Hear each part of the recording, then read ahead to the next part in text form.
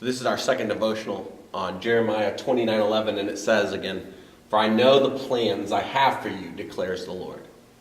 Plans to prosper you and not to harm you, to give you hope and a future." We talked last time about that beginning of the plans that God has for us, and then the verse continues to go on and it describes what those plans are even like. And it says, to prosper us and not to harm us, and then to give us hope and a future. This is the thought I want to give you today. And we talked about last time that God has specific plans for your life. So if we're going to be correct in saying that, then we have to be honest, and we have to also say, if God has a plan for your life, then so does your enemy. Your enemy literally has a plan for your life. And he's going to do everything he can to derail the plans that God has for your life.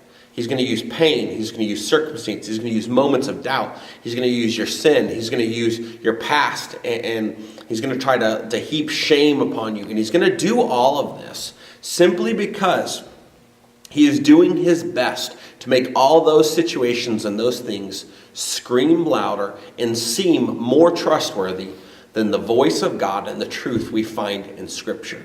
Because if I can sit here and if I can focus on my sin and if I can focus on my past and if I'm consumed with my shame and I'm always thinking about that, then I'm not going to step into the plans that God has for me.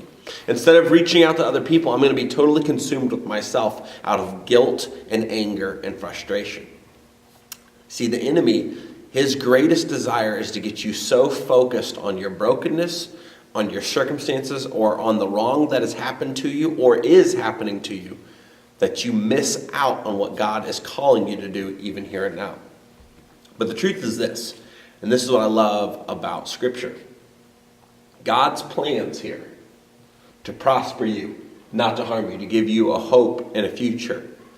God's plans include even our most painful moments.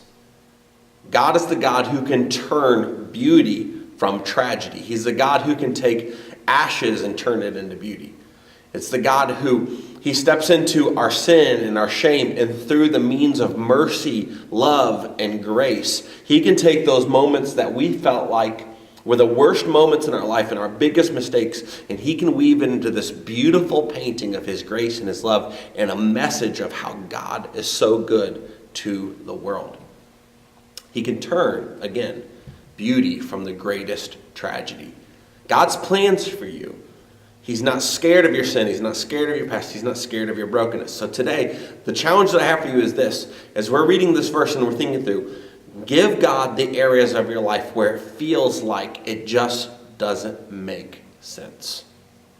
Give God those areas where there's brokenness, where there's pain, where there's shame. Hand them over to him and say, God, today, I trust your plans. I trust that what you have is better than anything that I can do on my own, and I trust that Jesus is enough.